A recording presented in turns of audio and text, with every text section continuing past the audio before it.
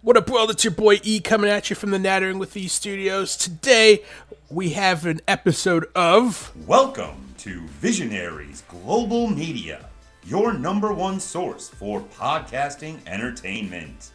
Visionaries Global Media, envisioning excellence on a global scale. Nattering with E, Nattering with E, Nattering with E.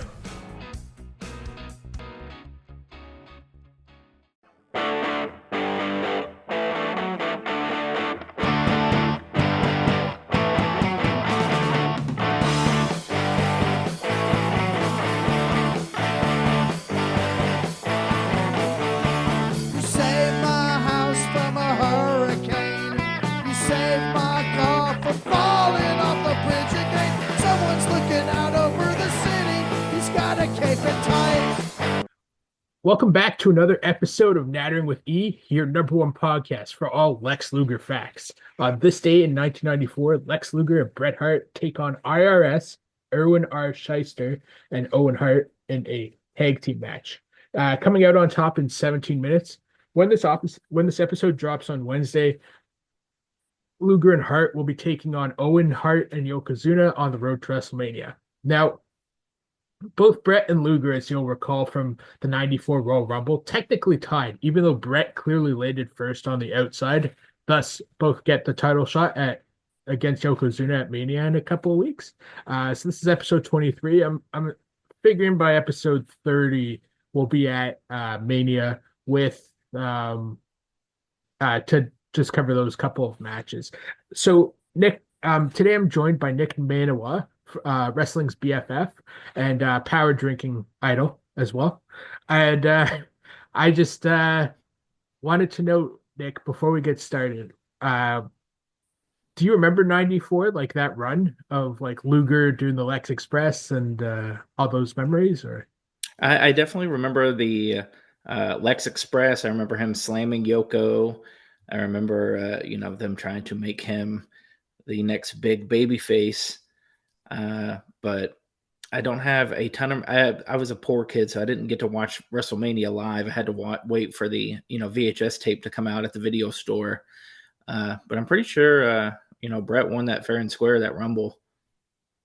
yeah, see, I disagree only because both in jest, but also there was a couple of logical things in that Rumble that bothered me. For one, Owen destroys Bret's leg, and instead of I get that Lex was trying to be a face, but at the same time, protecting Bret throughout the entire match only to tie with him didn't sit right with me. Right. And then the other thing is after Bret won the title, he never gives Lex a title shot. Instead, Lex goes on to feud with Tatanka before getting into a feud for the Intercontinental title. So I just wonder if Bret was conniving back then. Well, I mean, if you're not first, you're last. You know what I mean? That is true. That is very true. So I was actually, before you came on, I was listening to your podcast with Ben from the North South podcast. Oh yeah. Yeah, from a couple from the end of January. That was fantastic stuff. Thank you. Yeah, you guys should definitely check that out. Just learning that you have such an intimate connection with Ian Broughton was very cool. One of my first question for you is, so since your involvement and fandom basically starts in the early 90s, just before IWA Mid-South gets started, so as a kid being introduced to wrestling, was deathmatch the first subgenre of wrestling you got into, or was there other elements before that? No, not really, because my sister Patty, who would later go on to be Ian's wife, was involved with the Memphis wrestling territory. She would go and help sell merch or do concessions or sell raffle tickets or help out in any way. So the first real wrestling I saw that wasn't TV wrestling, WWE or WCW, was Memphis wrestling here locally in Louisville. So Memphis was a little bit of everything. They got, the concession stand brawl, they got the crazy gimmicks, they've got, legends like Jerry Lawler and Bill Dundee, running roughshod over, all these big guys. Here comes, WWF guys, here comes, just whoever they, wasn't signed to a major company, they would come down to Memphis and, do a loop or two.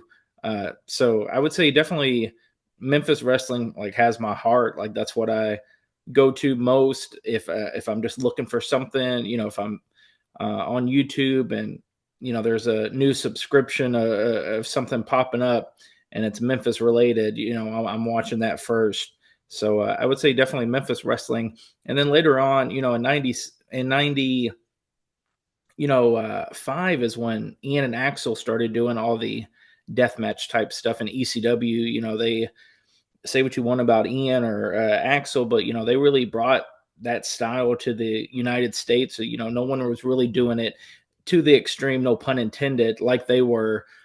So I got to see death matches very early in my wrestling fandom. I was born in '88, and then I saw death matches around 1995 when Ian and Axel started doing it. So yeah, I mean it's deeply ingrained in my wrestling fandom in my life.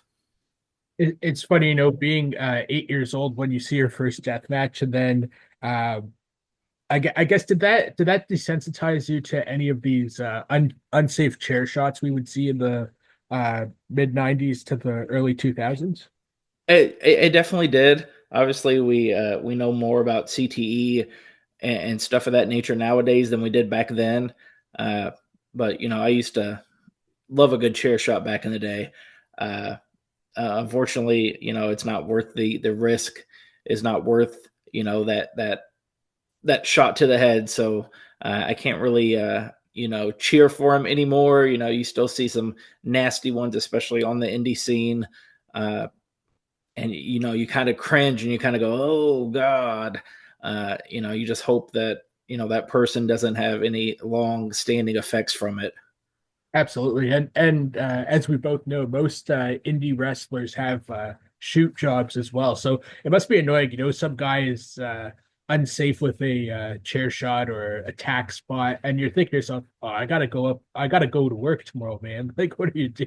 Right. My pal Scott Hensley, who runs the SCI tournament, and he's a ring announcer down south. He was talking about going to the IWA Deep South Carnage Cups just as a fan, and he said one of the wrestlers like came out, and another fan said to his buddy, "Oh man, these guys look like they have shoot jobs, and they're about to they're about to get down and dirty with all this, razor wire and whatever else IWA Deep South had out there for them."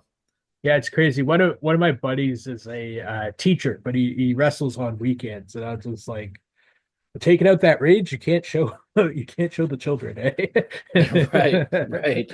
Yeah. So now that you've been commentating for the last like uh 15 years, um do, when you're calling death matches versus as a fan growing up watching them, are you sort of um picky more of like, oh, this impresses me or this doesn't impress me sort of thing? Or You know what, man, and it kind of comes off as, I would say, maybe not genuine and not sincerely, but I can we curse on here? yeah, of course.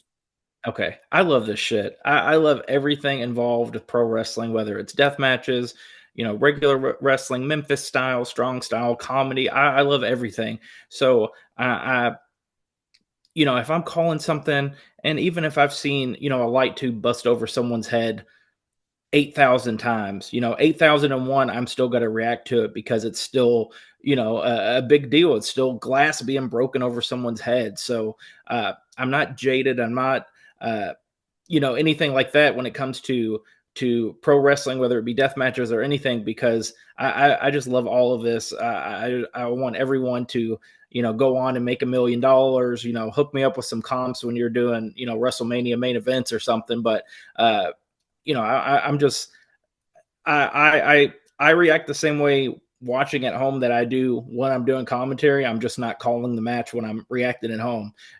Cody dropped the F-bomb on Elimination Chamber, and I'm sitting on the couch smacking my pillow like, let's go. Like, I love pro wrestling, man. So anything that, someone is putting their life on the line for my entertainment, or for the 100, 200, 2,000 fans entertainment, I'm going to give them the same reaction that I would give the first time I saw it. So definitely nothing in terms of oh, I've seen this a million times, oh, I've seen that before. I react the same way every single time because I appreciate it that much.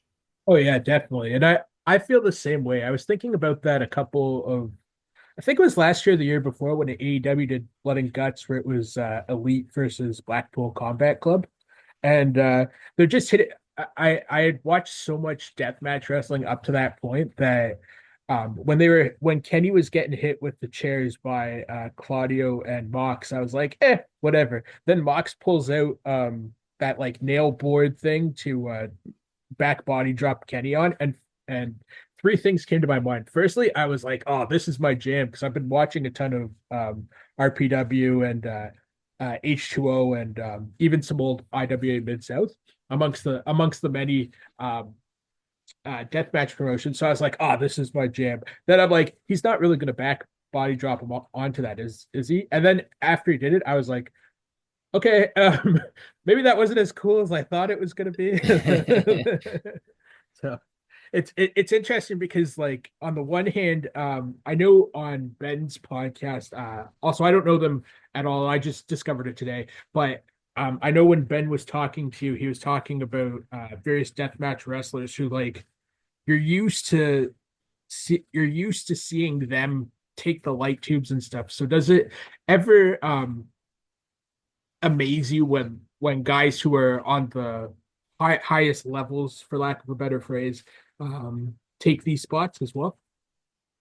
Oh yeah, absolutely. I mean, Nick Gage getting the call and getting to wrestle Chris Jericho on national TV and using light tubes and using a pane of glass and using all the stuff that they use, that was crazy. It was crazy, and Nikki's one of those guys that absolutely deserve that spot to be able to do it. Even they've had some crazy female matches there at AEW with girls getting crazy bloody and going through tables and going off stages and all that stuff. Like, they're putting their body on the line just to entertain the people at home. And they feel like, this spot or this weapon or this whatever is going to improve their match and make it the best that they can. So, I definitely appreciate that. Definitely cool to see. Obviously WWE doesn't do it too much with the PG era, I guess you would call it, but it's definitely cool to see some, gore and bloodshed, and all the vampires come out when there's bloodshed on TV. So it's always cool to see something different for the mainstream promotions. Definitely. That tag match a couple of years ago, Anna Jay and Tay Mello versus the Bunny and Penelope Ford, and like their version of a death match. I was like, Right. oh my God, this rules. This stuff rules. So we met through RPW commentator Peapod, who by the way, he says hello. Um, Yes. Love so Peapod. I was wondering both what it was like working with him at Simply the Best, and has he got you into the latest Architects album? He has not gotten me into the latest album, mainly because we don't talk music. He seems like he's into a different scene than I am. So I have not listened to any Architects, if that's the band name. Uh, Doing Simply the Best was great. Me and him actually did a Flophouse show uh, in Detroit at the old Miami bar for Swartz and Randy. Uh, and that was the first time we got to work together. And it was kind of awkward because I got to the building late, and it was me and my buddy Brian, and we were taking the rejects. There was a GCW show at Harpo's in Detroit. So we took the rejects, dropped them off first, and then I got to the show late. So it was kind of, we are like, hey, how's it going? But we couldn't really, connect and talk and chat. And then after that, as people do in the pro wrestling business, and I guess in regular life as well. You know, after you meet someone, if you get along with them, you add them on Facebook and follow them on Twitter and Instagram and all that stuff. So me and Peapod had, you know, talked and had a relationship. And then when Ricky was putting together Simply the Best, he was like, I wanted to be you and Peapod. And I was like, that's great, man. I had a blast calling Flophouse with him. And, you know, that show, I think it's on indiewrestling.us, the YouTube channel. Mhm. So if you can, you know, if you don't have IWT, it's on IWTV as well under the Clash Wrestling section, but I believe it's still on uh, YouTube. And if it's not, I apologize for the misinformation, but super fun show. You know, we had Homicide, we had Cruel, Death from Above with him and Ricky in the main event. Lycos Jim was over from the UK. I mean, there were some really great matches on that show. Everything, you know, hit like it was supposed to. And, you know, Ricky borrowed the Simply the Best name from IWA Mid-South shows because, you know, Ian always felt like, you know, wrestling's the best when it's like a trail mix. You get a little bit of everything. So on those old Simply the Best shows, he would have a, you know, a mini junior heavyweight tournament, and then he would have, you know, crazy death matches, and then he'd have this and that, and, you know, he'd book Jerry Lynn, or he'd book, you know, Johnny Storm, or whoever was, you know, the popular guy at the time. So I think it definitely lived up to that Simply the Best name. Hopefully, you know, Ricky's able to do a few more shows in the Michigan area where I can join Peapod once again on the call for him. Yeah, definitely. I would love that. Both of you guys do fantastic commentary. So when you both came together, I was like, oh my God, that's so cool. And Thank you. talking about IWA Mid South also brings me to I do another podcast called Nattering Bola, where basically talking battles of Los Angeles. That'll also come out on Wednesday when this episode drops.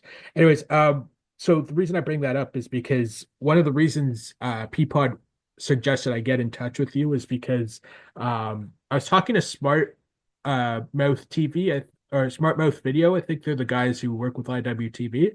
And I was like, oh, I see Ted Petty 2004 is coming up as a like 20-year anniversary thing. Do you guys want to come on the pod? And they were like, we don't know if we want to do pods, but you should connect with this guy Peapod. And I was like, oh, I know Peapod. And Peapod says, well, my pal Nick actually was with IWA Mid South. And so my question is that with the Ted Petty's basically being a tournament format the same way as Bola, did you see it as sort of like a South versus West Coast sort of competition in a way because you guys ran roughly the same years? Yeah, the first Bolo was when 2005. I think it was 2003. Yeah.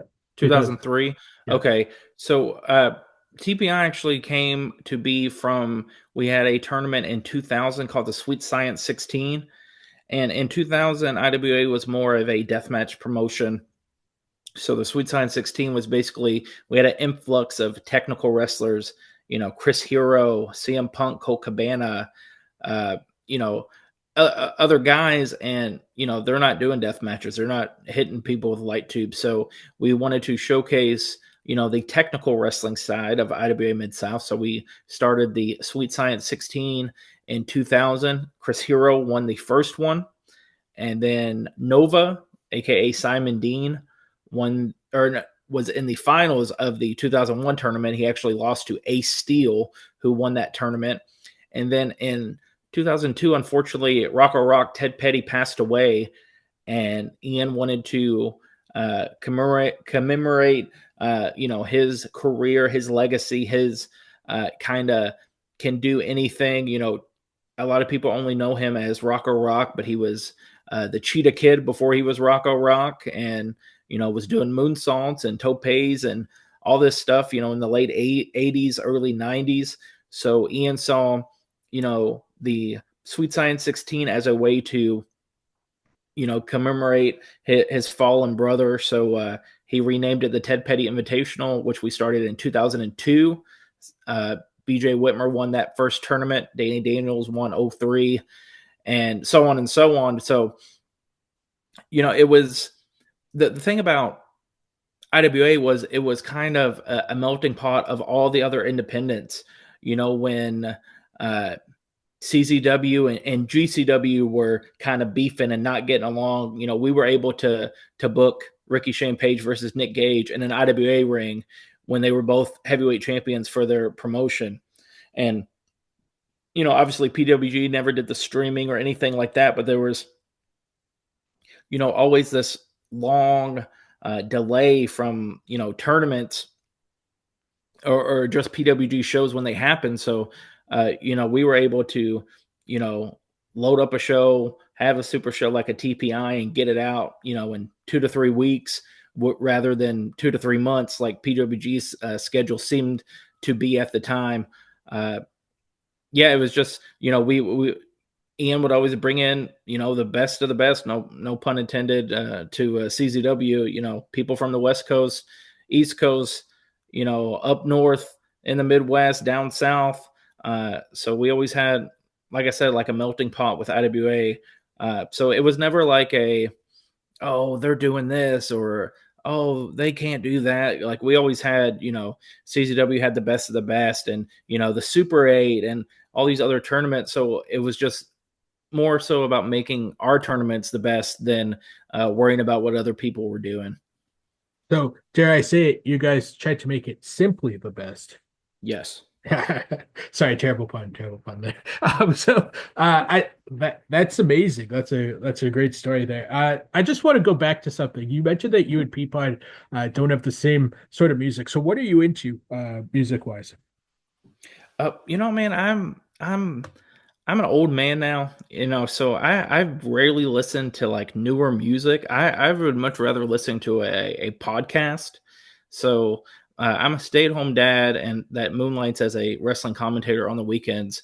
So, when I'm doing chores, or I'm, doing the dishes or fold laundry, I'm listening to a wrestling podcast, or I'm really big into like paranormal podcasts, like ghost stories or cryptids or stuff like that. My Spotify is, anything from 2008 and before, because I don't know anything like the newest music or the newest, I guess, song that I was into recently was Sabrina Carpenter and Dolly Parton's version of Please, because, Dolly Parton's a legend.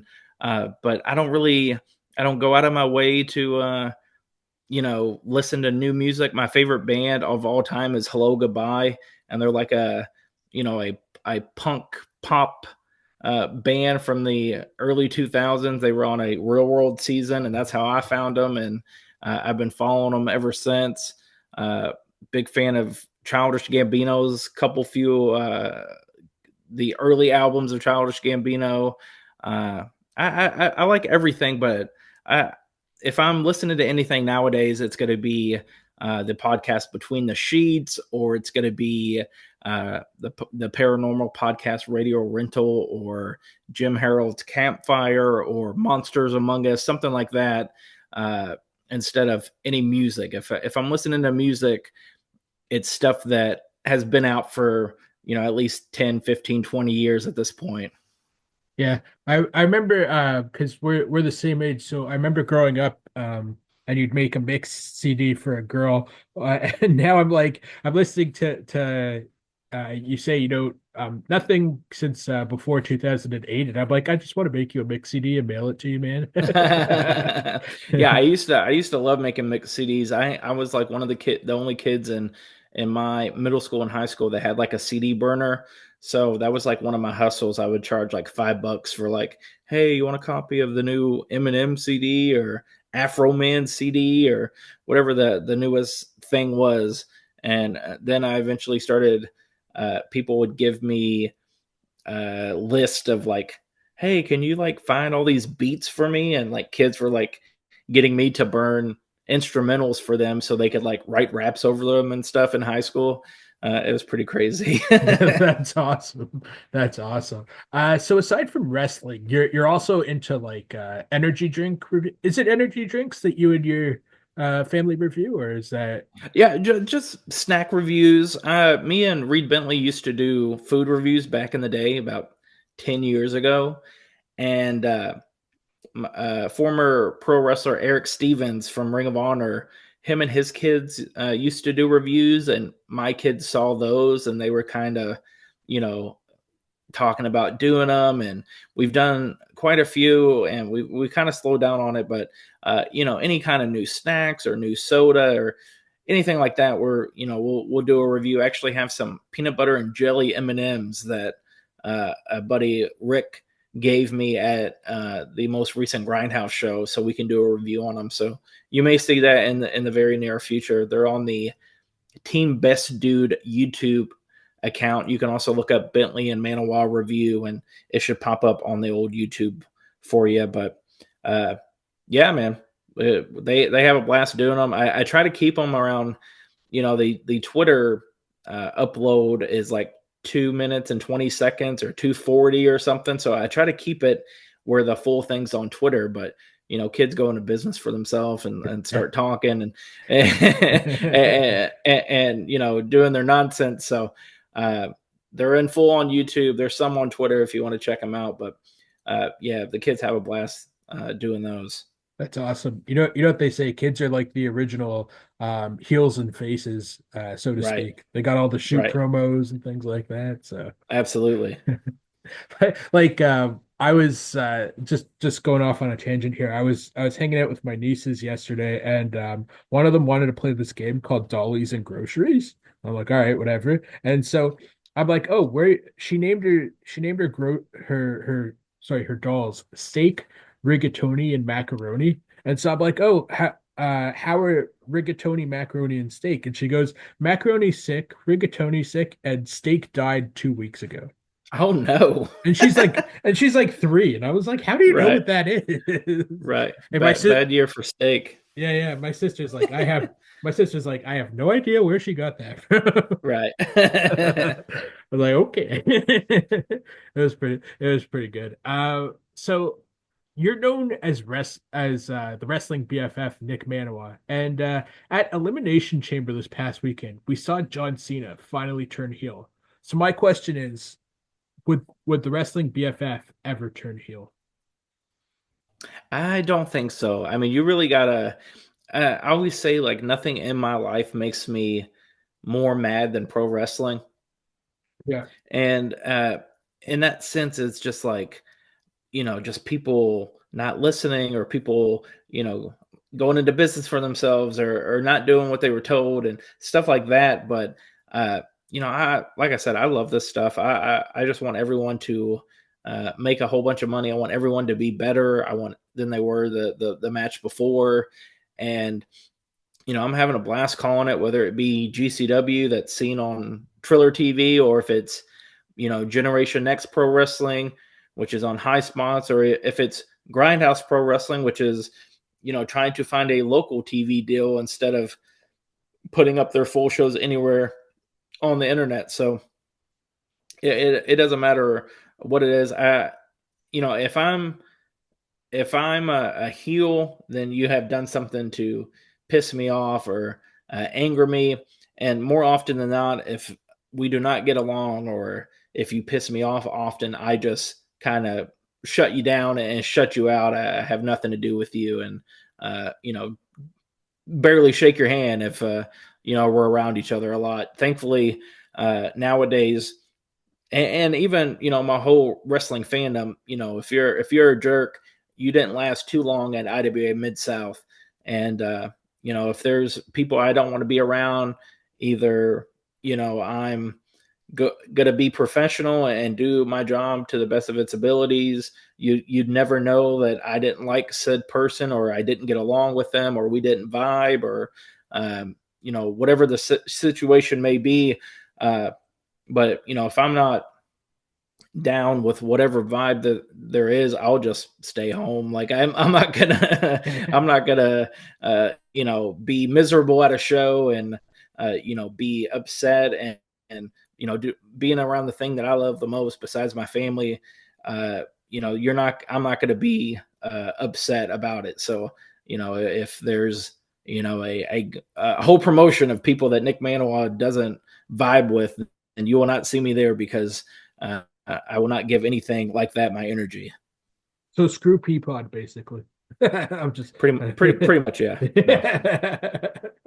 No. so since you've been around since you were around IWA Mid South for basically ever, Yep. when did you start working for them, and was it like how did you go from whatever you were doing to commentary? Was it commentary right away, or how did that work?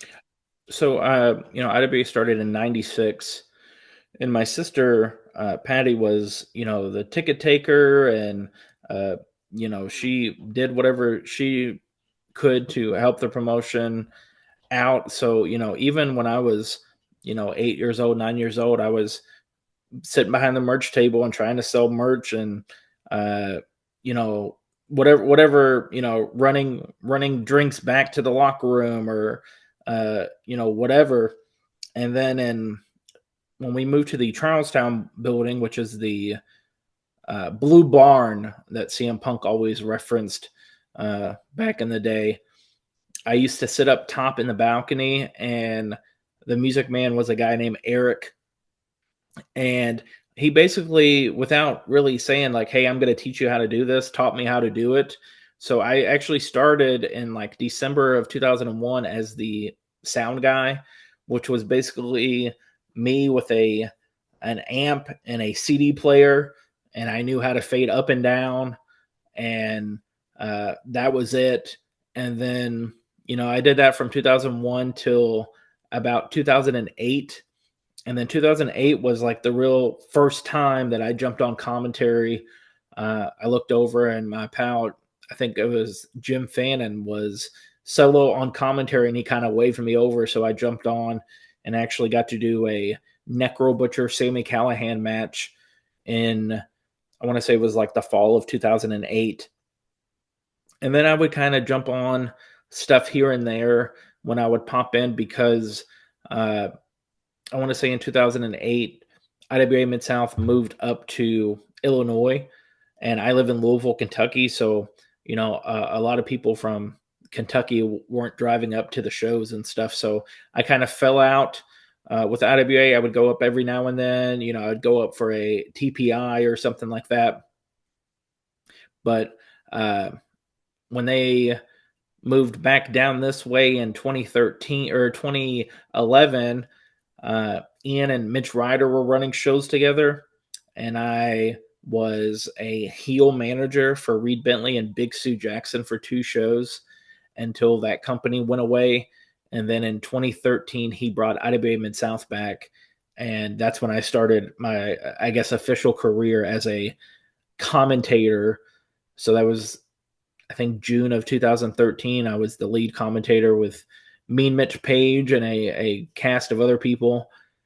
And I did it until May of 2022, which was the official, as of right now, last show of IWA Mid South. So I did it, for about 9 years straight. And whether it was every week, twice a week, every 2 weeks, like, I was pretty much there. I was telling you before we started recording about catching strep throat from my kids, but I actually caught strep throat one time when IWA was running the Memphis flea market, and I actually went to the building with a mask on, set up the camera so they could have it for the show, and then went back home because, I didn't want the show to not be filmed, or, no record of it. So, and I think it was Allie Catch was like, "Man, you really love this shit. You came to just set up the camera." I was like, "Yep, sure did. Going back home to be sick with strep throat instead of being here calling the show." But yeah, man. That's awesome. So you mentioned before that you never turned heel, but then you just said you were heel for 2 matches. Now, my question is, did you have to take any bumps during that time or no? I did not take any bumps. Um, I got to slap. I think it was Trevor Court.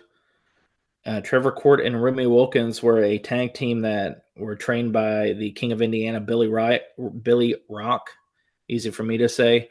And they were feuding with Bentley and Big Sue Jackson at the promotion called the American Wrestling Association.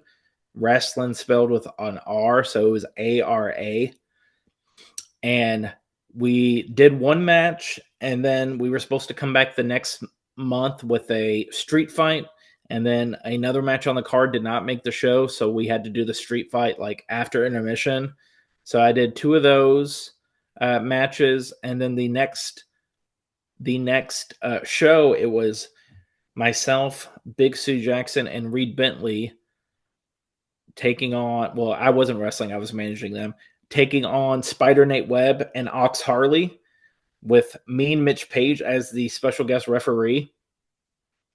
And with that match, uh, the league, Reed Bentley and Sue Jackson won the match, and then Ox Harley turned his back on Nate Webb and power bombed him on the floor.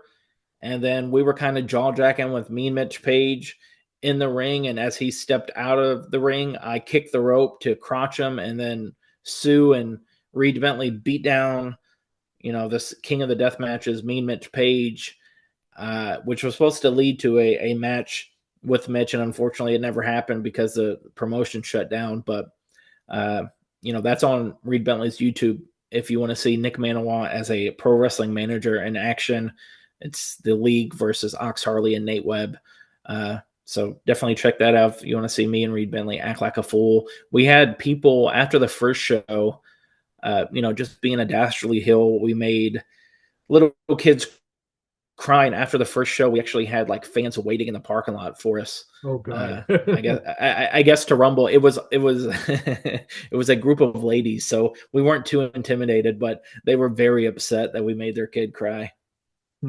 That's both hilarious and terrifying.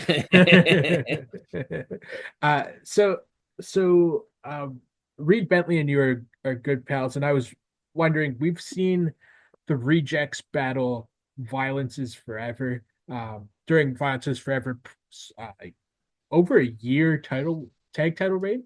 So Right. my question, and also we saw Garbage Daddies beat Violence is Forever at the People versus GCW. Also, great job on that. You and Prazak were Thank you. awesome calling that. I really enjoyed Thank that. you. I appreciate that.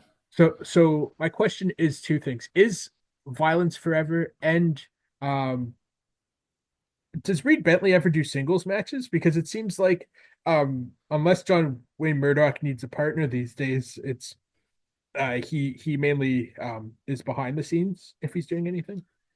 Right. Yeah. He's enjoying life outside of the ring more so than being in the ring nowadays. When he started at IWA Mid South, he was mostly a singles guy, and then he found his partner, and they like to go on cruises, and they like to go hiking, and they like to him and Felicia like to do all these things together. So he's not really trying to scar up his body or get bloody or get crazy, violence every single weekend like he did, 10 years ago, 8 years ago, whatever.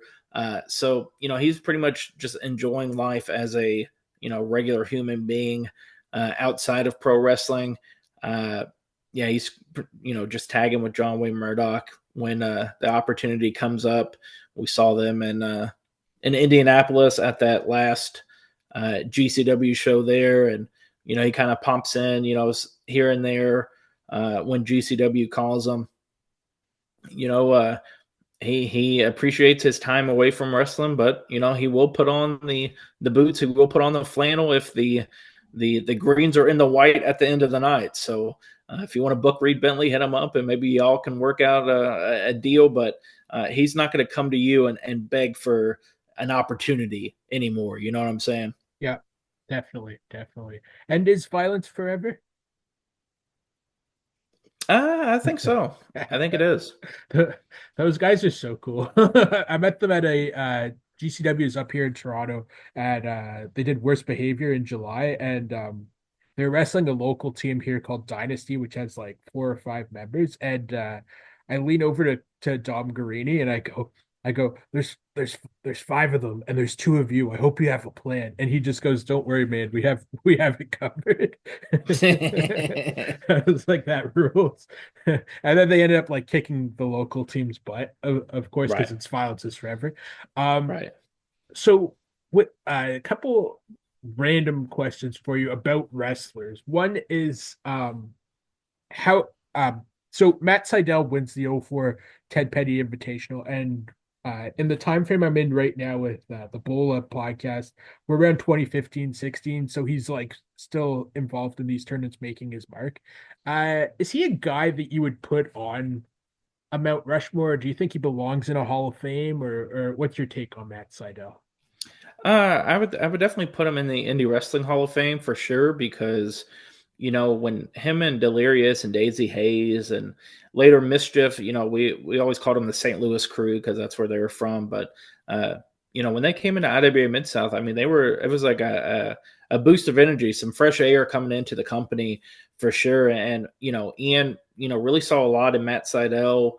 He put him with AJ Styles 3 times, and he gave him all these big matches. So it's unfortunate later on in life, he suffered all these injuries that, kind of hurt his career a little bit. But, he had that run with WWE and was a WWE Tag Team Champion and, did stuff with Ring of Honor and, went all over the world. Obviously, the Dragon Gate stuff too. So, he's definitely one of the best, high flyers that, came out of the Midwest or came out of the 2000 wrestling scene for sure. I don't know if he would be on my Mount Rushmore of indie wrestlers or high flyers, but he would definitely be in the conversation for someone that really changed the game up. I mean, he was doing stuff that no one had ever seen. So, I mean, I would definitely put him up there with someone that wrestlers nowadays used to watch, and that he and Delirious, inspired them to even be in the wrestling business like they are today. So yeah, definitely, I'm a big Matt Seidel fan. I haven't seen him in years and years and years, but it was always a good conversation, and he was a homie back in the day. There was many times when he would get done with his match and then come over and sit behind the music table, and we could joke and laugh and react and get the clap going for wrestlers and stuff like that. Just to correct you, he won the '05 Oh, TPI. sorry, my bad, my bad. I didn't want anyone to be like, Yeah. how did Nick not how did Nick No, no, for not sure. correct him? He's the IWA guy. But yeah, he won the '05. And the thing about the '05 tournament is that was Kevin Steen's first appearance in IWA that weekend, and he went to the finals of that tournament just to show you how Ian and management felt about Kevin Steen. So I've been friends with Kevin, ever since then. We reconnected in the mid 2010s, and we SmackDown was just in town a few months ago, and I got to send him pictures of my kids reacting to like him coming out and stuff like that. So I thought that was super cool. Great guy. Yeah, Matt Seidel's the man. I hope he's doing okay. Yeah, that's awesome. The two other people I wanted to ask about was Mickey Knuckles. I feel like you can't bring up IWA to the IWA guy without asking about Mickey Knuckles, and Chris Hero is another one. So what are your thoughts on them? Right, Chris Hero, came into IWA through, I want to say, Dave Prazak and a former referee, Brent Blades. He was friends with him on the internet. And, IWA, like I said, in the early 2000, we had an influx of technical wrestlers with Punk and Cabana and Chucky Smooth and Ace Steel. And Hero was one of those guys, and Hero and the ring announcer Toolman Tim Taylor and Rugby Thug and Tarek the Great. Any of those Ohio guys would ride down and do these shows. And IWA Mid South and Charlestown was running on Wednesdays and Saturdays, and eventually Hero just moved down to Kentuckiana to be able to be at every show and get those reps in. And a lot of guys don't realize nowadays is like there's nothing in working out at the gym or doing anything that replaces those reps in front of a live crowd, even if it's 25 people, 30 people. You know, if back in the day when Miss Donna was still alive, if someone did the same stuff that they did the week before, she would call them out from the front row seat. Hey, we saw that already. You did that last week. So you couldn't just do the same match. You can go Philly to New York to wherever you're going, and you got a different audience. But in IWA Mid South, there was so many regular fans that they would call you out, or if you sucked, someone would say, "Hey, burn your boots, man, get out of here, quit the business." So Hero got so good so fast, and I really, I was only what like 12, 13 years old when Hero moved down here, and we actually became kind of friends. He didn't just treat me as the kid that plays the music. He would teach me about stuff and explain why he did this move or why he did that and why this person does this, and he would break down moves, and he would invite me over to his and Mark Wolf's house, and we would stay up all night and watch tapes or BS and whatever else. So Chris Hero still a near and dear friend to this day. I can text him anytime. I bother him with questions. I asked him, what's the difference between a lifter and a European uppercut? And it's basically just a difference in name, because in Stampede, they called them lifters, and everywhere else, they called them European uppercuts, except in Europe, they just call them uppercuts. But Chris Hero, great guy, great friend. I'm lucky to, have him in my life. And, people call him the wrestling genius. He calls himself the wrestling genius. And that's absolutely true. He's learned from some of the best. He's picked the minds of some of the best. And he has one of the greatest minds in all of wrestling. So definitely nothing but love for Chris Hero. Mickey Knuckles actually started out as a competitor on a ring rental. Back in the day when IWA Mid-South had their own venue, Ian would have rent out the arena to other, promotions, whether it be backyard promotions or, just a smaller indie promotion. He would let them use the IWA ring or the arena, or, sometimes I would get booked to do the music because they didn't have anyone. So, Mickey started out on one of those ring rentals, and I had some potential, and Ian was like, "Hey, if you ever want to train, let me know." And that's how it started. And she trained for a few years, and then made her debut at the '03 King of the Death matches, where she got power bombed on her head on a chair.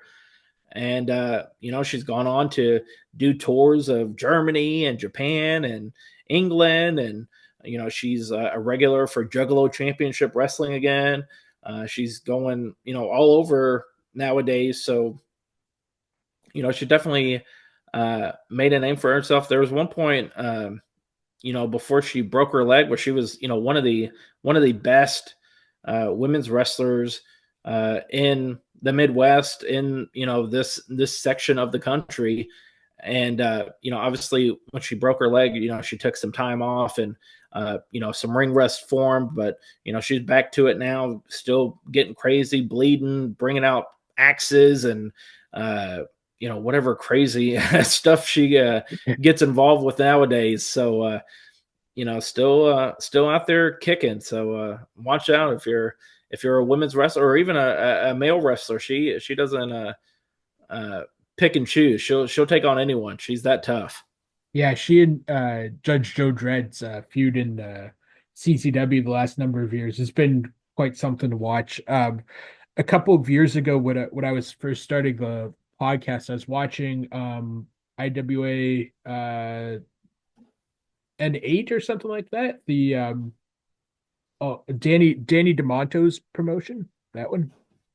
And ICW. oh yeah, ICW and N8, yeah. And she was taking on this girl in the like pit fighter series, where it was like no ring, just a steel cage, and she was like literally Right. scalping this woman. Yeah. And Yeah. What? and her sister runs in to like the girl's sister runs in, who's also a wrestler, to help her sister, and she starts scalping the sister too, and throws her into a door that was blocking her sister. And I was like, so I see from what I've read about Mickey Knuckles, because I hadn't really watched any of her matches. Like growing up, I didn't go to indie shows. I more or less like I've read like Meltzer's play by play on the internet Right.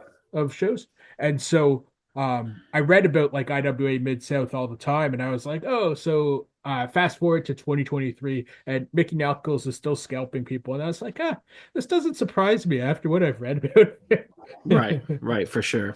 Yeah, yeah, she's great though. She's fantastic. I'd love to see her in like I know we mentioned Peapod before, but RPW does that King of the Kill tournament. I'd love to see her versus like Schlack in a King of the Kill or something like that. Right. Yeah, that'd be crazy. So just before we wrap up, one last question is: has wrestling influenced your music choices at all over the years? I mean, I don't think so, really. Maybe hearing someone's entrance music, I'll add it to a playlist or something like that. But I don't think, uh, it definitely influences my podcast listening because I listen to quite a few wrestling podcasts.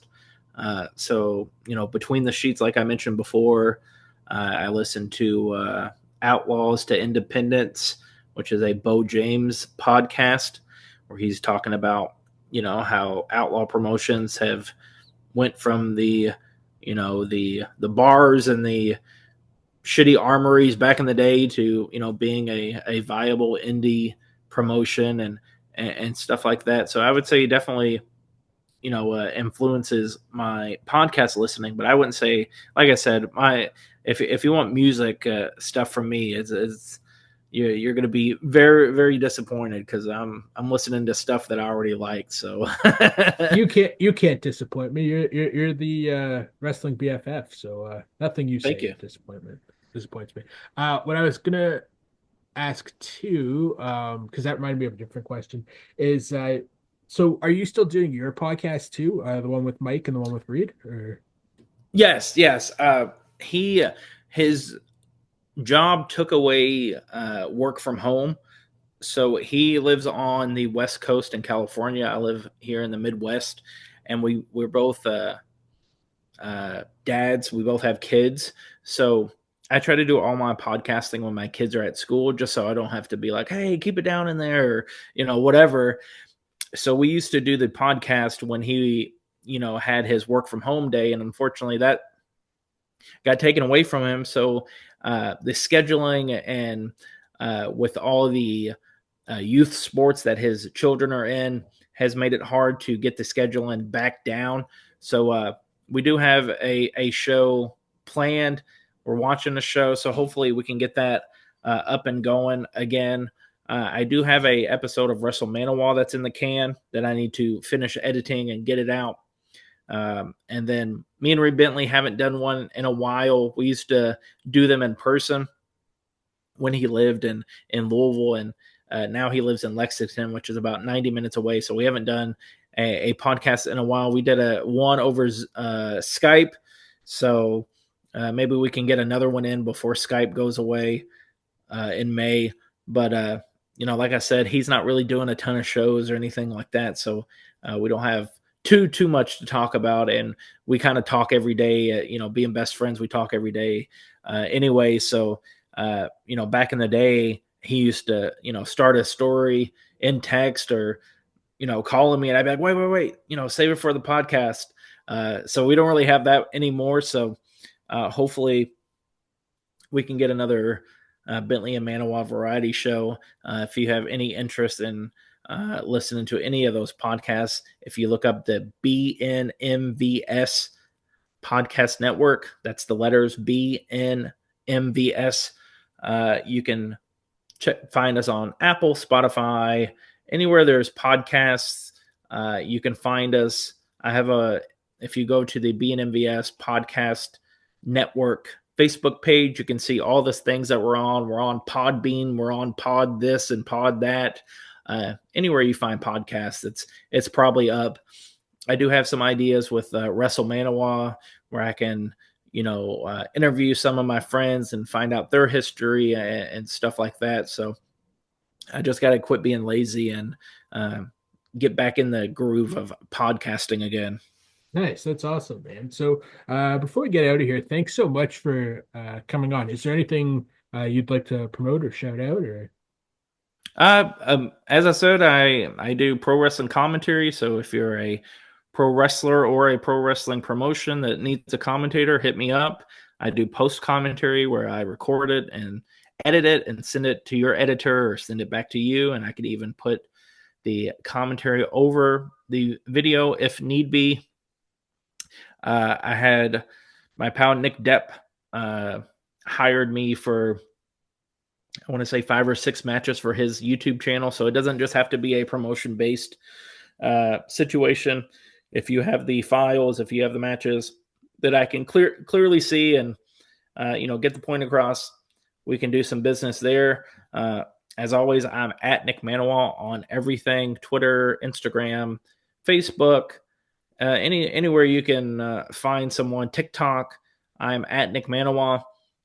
You can keep up with my schedule on my Facebook page is the pinned post, and I believe it's also pinned on my Twitter as well, where you can see where I'll be, coming to a town near you.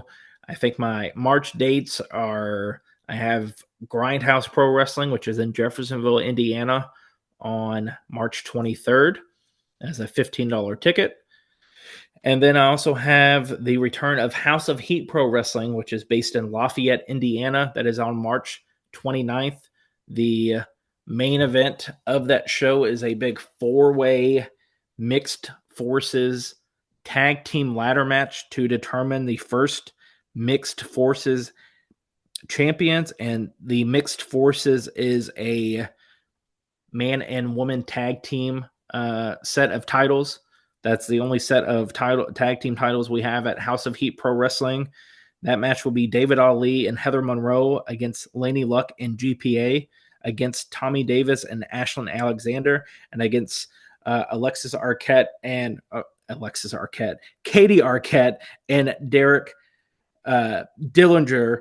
And the team that comes out on top will be the first ever mixed forces tag team champions there for House of Heat Pro Wrestling. Trip Cassidy on the show, Ace Perry on the show, Josh Crane on the show, Shane Mercer, Eric Dillinger, quite a few big names. You can follow them at House of Heat Pro on Twitter. They're at House of Heat Pro Wrestling everywhere on social media as well. Like I said, if you'd like to book me for anything, hit me up. If you, that's pretty much it. I really don't have, I was going to put over, other stuff that I do, but I really don't do any other stuff. So hit me up for social media. Deathmatch Worldwide is where all of my t-shirts are right now until the end of March, where the web store will be shutting down. So if you've ever wanted to support me with a t-shirt buy, definitely check out Deathmatch Worldwide. I'm under Nick Maniwa on that one as well. You can find that on my social media as well. And I think that's about it, man. Great, man. This was fantastic. So thank you so much again for coming on. Thank you. Thank you for having me. Yeah, absolutely. Anytime. Come back anytime. So as always, you can find Nattering with E and its other shows, Nattering Bola, Nattering Chell, Nattering Trades. Nattering Nom may be coming back in a little while. I'm doing some research on that, just breaking the fourth wall down for our listeners. But yeah, you can check me out, Nattering with E Network and Visionaries Global Media. If you type in Nattering with E, you will get all of our shows. And we're also on YouTube. So yeah, check me out too. I don't do commentary, but if you need help with anything, people of the internet, I'm always happy to assist in some way. So reach out and just like Nick, we will find something to collaborate on. All right. Thanks for nattering with us. See you later.